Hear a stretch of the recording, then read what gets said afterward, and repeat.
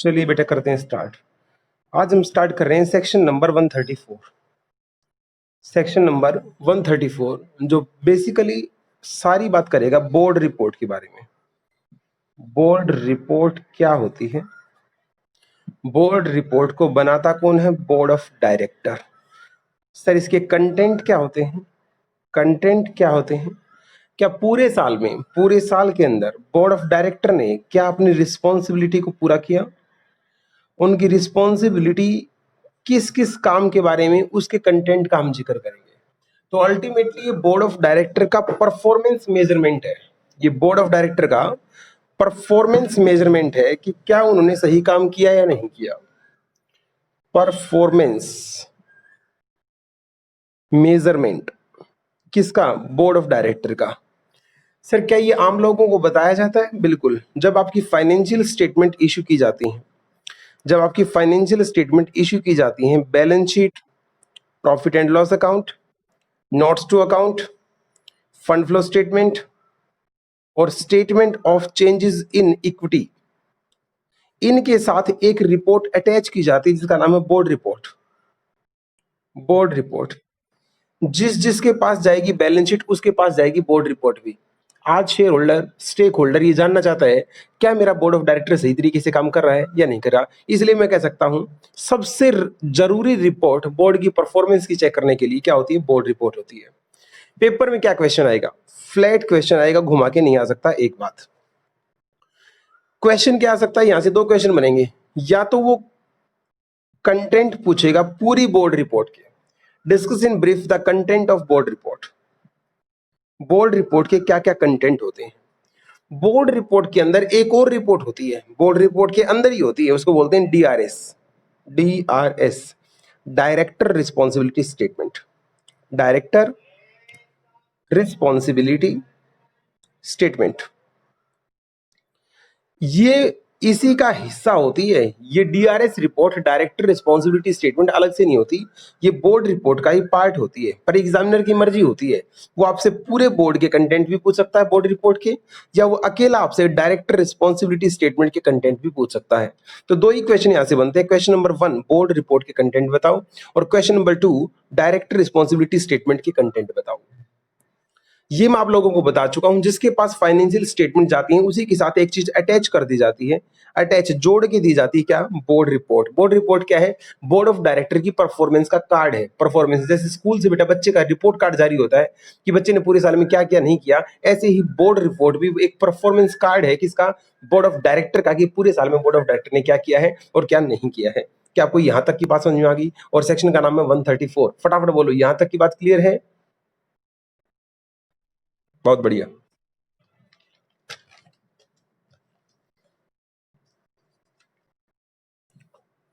Section 134 के अंदर अगर हम सबसे पहले बोर्ड रिपोर्ट की बात करें, बोर्ड रिपोर्ट के कंटेंट की बात करें, तो कंटेंट में क्या क्या आएगा? कंटेंट में क्या क्या आएगा? रट्टा नहीं मारना, बस समझना है आपको।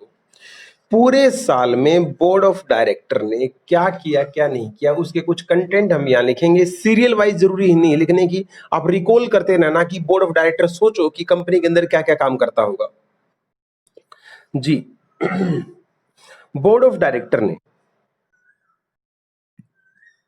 ऑडिटर की अपॉइंटमेंट, किस ऑडिटर को अपॉइंट किया था और किस ऑडिटर को री अपॉइंट किया था, उसके बारे में जिक्र यहां करना पड़ेगा।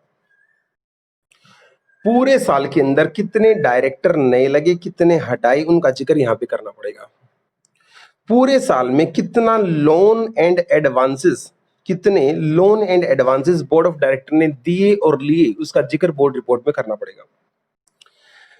साल के अंदर रिस्क से निपटने के लिए, बिजनेस के अंदर बहुत सारा रिस्क होता है, रिस्क से निपटने के लिए एक रिस्क मैनेजमेंट पॉलिसी होती है, risk management policy.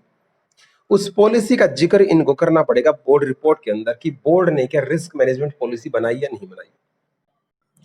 CSR, corporate social responsibility की पॉलिसी, जिसका हमने जिक्र 135 में किया था, उसकी सारी रिपोर्टिंग 134 के अंदर बोर्ड रिपोर्ट के अंदर भी की जाती है। सीएसआर के लिए कंपनी ने क्या किया क्या नहीं किया, उसका जिक्र यहाँ पे किया जाएगा।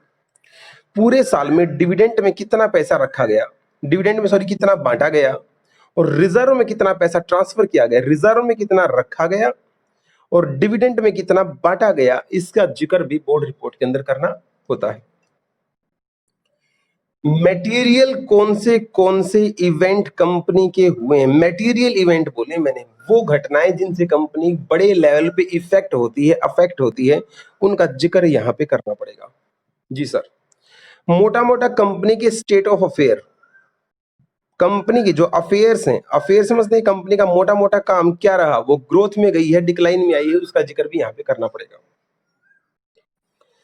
Conservation of energy, conservation of energy, company ने बिजली बचाने के लिए क्या किया? टेक्नोलॉजी, टेक्नोलॉजी एब्जॉर्प्शन, कंपनी ने टेक्नोलॉजी के लिए क्या किया, क्या नहीं किया? और foreign currency, foreign currency, foreign currency की दो बातें, इनफ्लो और आउटफ्लो, कितना फॉरेन करेंसी इन्होंने कमाया है और कितना आउटफ्लो इन्होंने लुटाया है, जो इंपोर्ट करते टाइम बाहर भेज दिया। ये तीन काम बहुत जरूरी हैं, इसलिए इनको सेपरेट डिस्कस करते हैं, इसलिए इनको सेपरेट डिस्कस किया जाता है तीन काम को। भारत के अंदर बिजली की समस्या है तो कंजर्वेशन ऑफ एनर्जी, कंपनी ने एनर्जी के लिए क्या किया? भारत टेक्नोलॉजी में पीछे है तो बोर्ड ऑफ डायरेक्टर ने टेक्नोलॉजी के लिए क्या किया, क्या नहीं किया? और तीसरा, फॉरेन करेंसी की हमारे पास बहुत ज्यादा कमी है तो कितना इस कंपनी ने फॉरेन करेंसी इनफ्लो है और कितना इस कंपनी का आउटफ्लो है, इन तमाम बातों का जिक्र भी बोर्ड रिपोर्ट के अंदर किया जाता है। जी सर। आगे एक पॉइंट आपका बन जाएगा खाम खा अदर मैटर के नाम से, अदर मैटर के नाम से। जी सर। और बताओ, ऑडिटर ने जब ऑडिट करके, ऑडिटर ने जब ऑडिट करके तुम्हारी कंपनी के ऊपर जो कमेंट बताए, तुम्हारी कंपनी के ऊपर जो रिपोर्ट डाली है, हो सकता है रिपोर्ट उसने एडवर्स डाली हो, उसने बताया हो कंपनी यहाँ यहाँ खराब है, तो जहां जहां ऑडिटर ने एडवर्स रिपोर्ट दी है, कंपनी के ऊपर कोई क्वालिफिकेशन मार्क लगाया है, कंपनी के लिए कोई अलग रिपोर्ट, सेपरेट रिपोर्ट जारी की है, क्वालिफाइड रिपोर्ट जारी की है, तो उस रिपोर्ट के बारे में, उस रिपोर्ट के बारे में बोर्ड ऑफ डायरेक्टर का क्या कमेंट है? मतलब सीए साहब ने जो गलती पकड़ी है, उन गलतियों के बारे में आपका क्या कहना है, अब उसका जिक्र भी बोर्ड ऑफ डायरेक्टर की रिपोर्ट में किया जाएगा। तो ये कुछ बातें थी, और कंपनी की मेजर इन्वेस्टमेंट कहां कहां हुई हैं, कहां नहीं हुई हैं, कंपनी की गोइंग कंसर्न के बारे में अगर कोई बड़ा डाउट है तो उसका जिक्र भी हमें कहां करना पड़ेगा? बोर्ड रिपोर्ट के अंदर करना पड़ेगा। तो बेटा ये रटना नहीं था, नॉर्मली कोई भी बंदा जब बोर्ड ऑफ डायरेक्टर की पोस्ट पे बैठेगा तो ये काम नॉर्मली होते ही होते हैं, डायरेक्टर को लगाना हटाना, ऑडिटर को लगाना हटाना।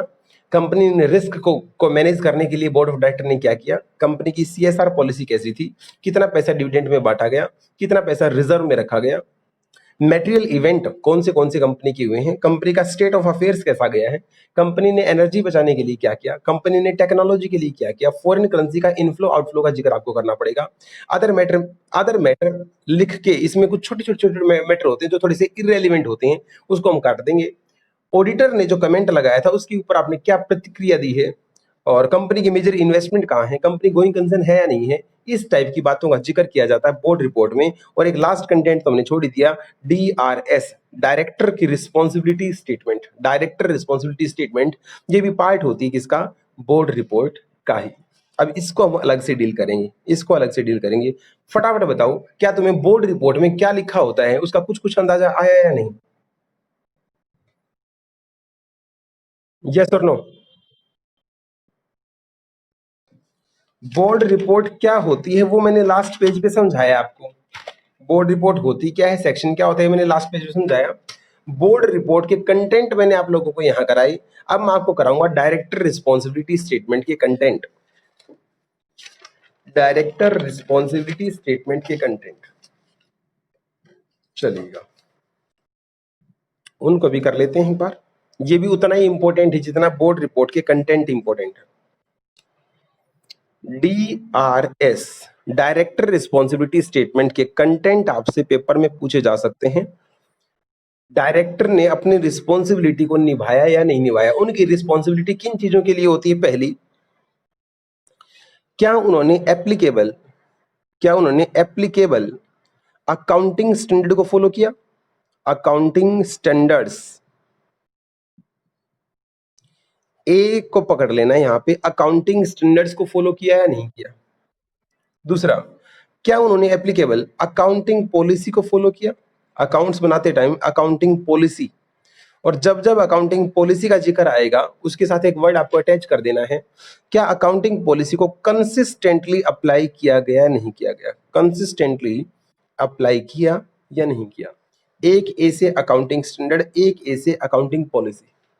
तीसरा, क्या इन्होंने एडिक्वेट एनुअल रिकॉर्ड बनाए हैं, आपने रिकॉर्ड्स जो बनाए हैं, एनुअल स्टेटमेंट जो बनाए हैं, वो पर्याप्त हैं या नहीं है, और वो पर्याप्त कब होते हैं।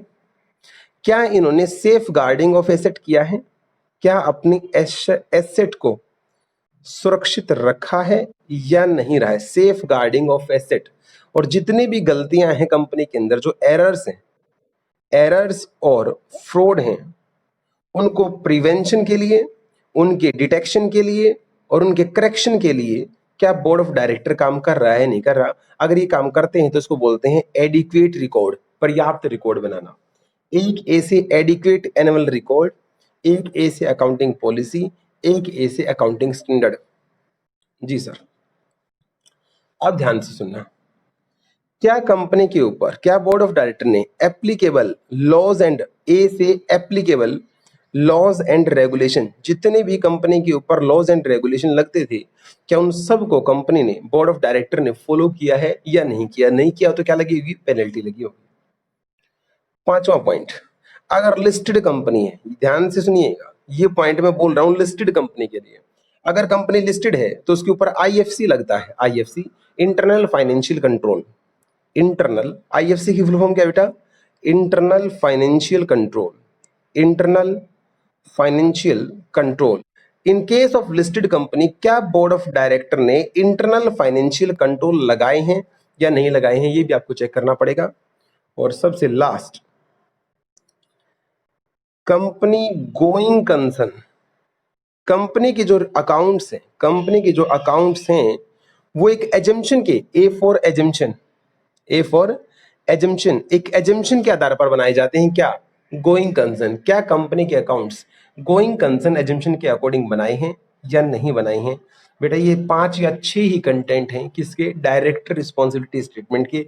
इनके कीवर्ड्स आपको याद करके पेपर में लिखना है, कीवर्ड्स भूल गए तो आपको नंबर नहीं मिलेंगे। फटाफट एक बार रिवाइज कर लेते हैं, इसको ढक लेते हैं। डायरेक्टर की रिस्पॉन्सिबिलिटी स्टेटमेंट अगर पेपर में आती है और उसके कंटेंट हमसे पूछते हैं तो हम क्या बताएंगे। सबसे पहले अकाउंटिंग स्टैंडर्ड को फॉलो किया नहीं किया, दूसरे नंबर पे अकाउंटिंग पॉलिसी को फॉलो नहीं किया, तीसरे नंबर पे क्या आपने एडिक्वेट रिकॉर्ड बनाए हैं। एडिक्वेट कब होते हैं, जब गलतियों को आपने रोकने का प्रयास किया है और अपनी एसेट को आपने सुरक्षित किया है। तो 3 पॉइंट हमारे हो गए। फोर्थ पॉइंट, क्या आपने एप्लीकेबल लॉज एंड रेगुलेशंस को फॉलो किया है। पांचवा पॉइंट, ए फॉर एजम्पशन, क्या आपने एजम्पशंस कौन सी, गोइंग कंसर्न एजम्पशन के अकॉर्डिंग अपने अकाउंट्स बनाए नहीं बनाए। और सबसे last, in case of listed company, अगर लिस्टेड कंपनी है तो क्या आपने इंटरनल फाइनेंशियल कंट्रोल को लगाया है, फॉलो किया है या नहीं किया है। क्या आपको मोटा मोटा बेटा डीआरएस समझ में आ गया, यस और नो। अब सवाल है बेटे, इस डीआरएस की जो रिपोर्ट है इसको साइन कौन करता है, जो ये बोर्ड रिपोर्ट है इसको साइन कौन करता है, साइन की बात कर रहा हूं मैं। इसको साइन करता है बेटा चेयरमैन। कौन साइन करता है, कंपनी का जो चेयरमैन होता है वो चेयरमैन साइन करता है। इनकेस अगर चेयरमैन नहीं है, चेयरमैन अगर नहीं है तो एटलीस्ट कम से कम 2 डायरेक्टर साइन करेंगे। कितने डायरेक्टर साइन करेंगे, 2 डायरेक्टर साइन करेंगे। और उनमें से एक डायरेक्टर वो होना चाहिए जो एमडी हो। एमडी मतलब मैनेजिंग डायरेक्टर, मैनेजिंग डायरेक्टर। या तो चेयरमैन साइन करेगा, चेयरमैन नहीं तो कम से कम 2 डायरेक्टर, 2 डायरेक्टर में से एक क्या होना चाहिए, एमडी होना चाहिए। और अगर कंपनी के अंदर अपॉइंट कर रखें क्या, सीईओ या सीएफओ या सीएस, इन पर्सन में से कोई अपॉइंट कर रखा है तो उसके भी साइन होने जरूरी हैं। ये हर कंपनी में लगाने की जरूरत नहीं होती, कुछ कंपनियों में ये बंदे लगते हैं, कुछ कंपनी में नहीं लगते। अगर ये है कंपनी में तो इनका साइन होना भी क्या है, मैंडेटरी है। ये थी बोर्ड रिपोर्ट की साइनिंग की बात। बधाई हो, आपका 134 सीरियसली हो गया खत्म। बताओ किस बच्चे को समझ में नहीं आया 134।